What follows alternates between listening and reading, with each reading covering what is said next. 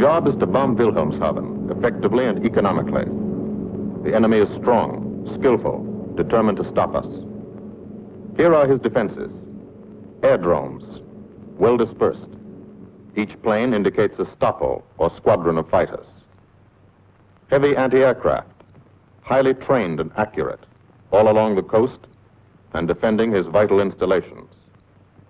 Radar to warn him of our coming. Here is our plan to divide his defenses and weaken his opposition. At 13:30 hours, shortly after takeoff, 6 groups of planes will be heading toward the enemy coast from 6 directions. The Blue Force, 100 B-24 Liberator 4-engine bombers. The White Force, 300 B-17 Flying Fortresses. The Green Force, 300 B-17s with an escort of 6 squadrons of P-47 Thunderbolts. A force of B-26 Marauders, twin-engine medium bombers with 6 squadrons of RAF Spitfires escorting.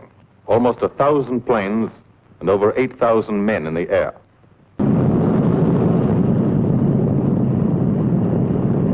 This is a battlefront, like no other in this or any war.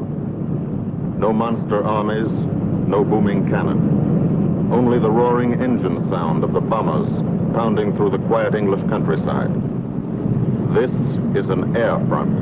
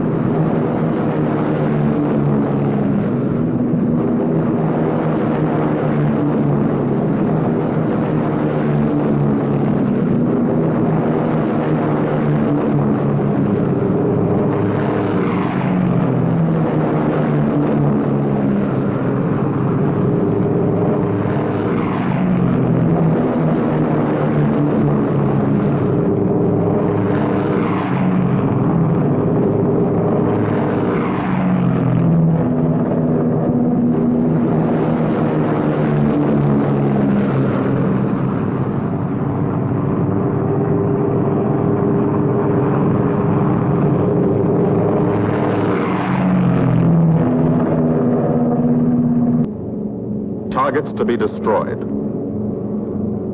And these are the destroyers, each with a belly full of bombs, and 10 men like the crew of the Memphis Belle. Pilot Captain Robert Morgan, industrial engineer from Asheville, North Carolina. He's flown this ship across the Atlantic. The other pilot, Captain Jim Verinis, business administration student at the University of Connecticut. Radio operator and gunner, Sergeant Bob Hansen, construction worker from Spokane, Washington. Navigator, Captain Chuck Layton, chemistry student at Ohio Wesleyan. Engineer and top turret gunner, Sergeant Harold Locke, from Green Bay, Wisconsin. It takes all of a pilot's strength to keep a 30-ton fortress in tight formation. But the formation is the bomber's best defense against enemy fighters. The planes are deployed to uncover every gun, stepped up and down, echelon to the right and left, arranged to overcome the danger of gunners firing into friendly ships, arranged so concentrated cones of fire from the caliber 50 machine guns cover the sky for 1,000 yards in every direction.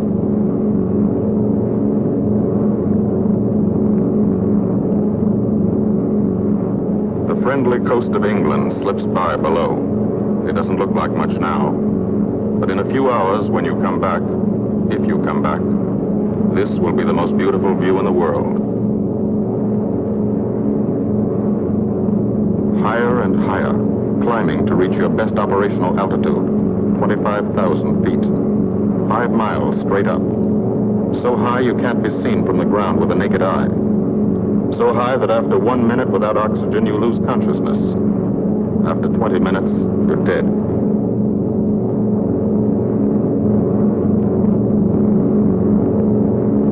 From now to the target, you go about your routine duties, plot your course, check your equipment, and wait. And think. Higher and colder. Temperature 40 degrees, below zero. Take off your glove and you lose some fingers. You look out at the strange world beyond. Reflections in plexiglass, like nothing you ever saw before, outside of a dream.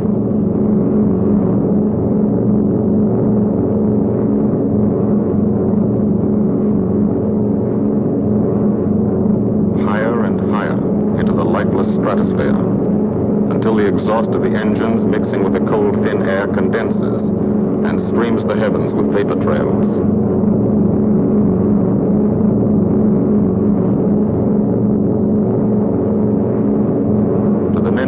They're far from beautiful, for they point like beckoning fingers to the formation, signposts in the sky for the enemy to spot us.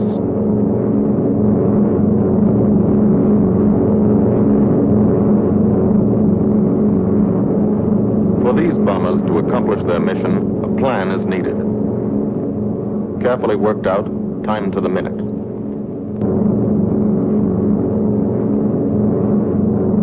Higher and higher into the lifeless stratosphere, until the exhaust of the engines mixing with the cold, thin air condenses and streams the heavens with vapor trails.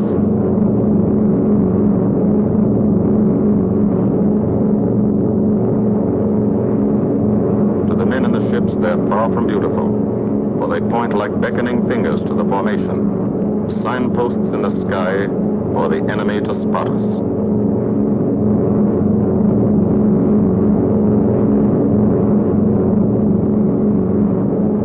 For these bombers to accomplish their mission, a plan is needed. Carefully worked out, timed to the minute. The first flak, just harmless-looking, silent puffs of smoke.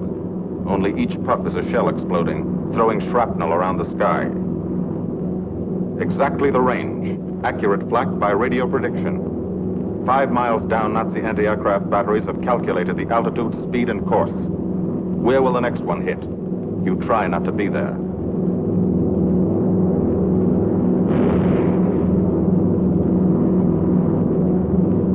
The docks and submarine pens of Wilhelmshaven.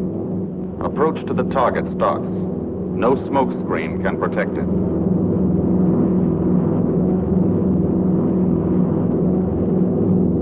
Now the enemy knows the path of your approach and walls that path with a flak barrage, but you fly right through it. Flak so thick you can get out and walk on it.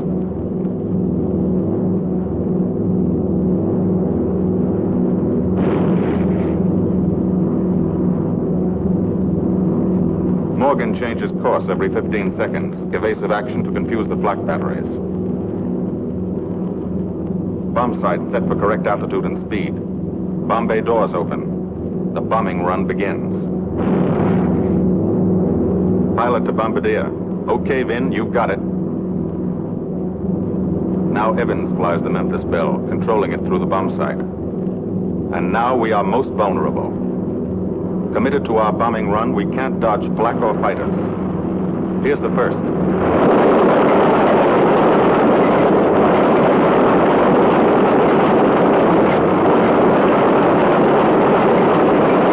Top turret fires at it. Evans must ignore the battle. Crosshairs lined up on target. Adjustments for wind drift made. 2 more fighters diving from 9 o'clock. Flak now has the range too. They've hit this fort, but he keeps on his bombing run.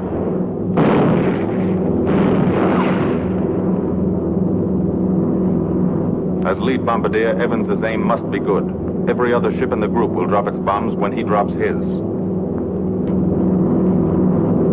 Bombs away.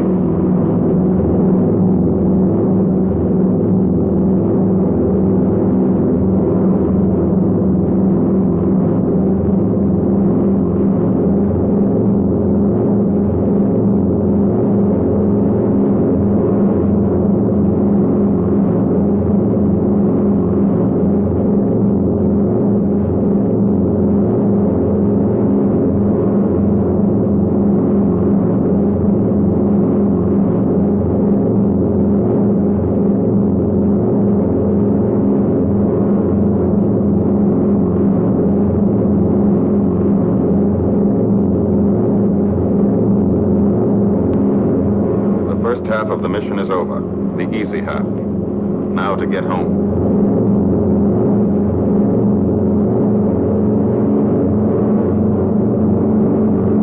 The flak stops.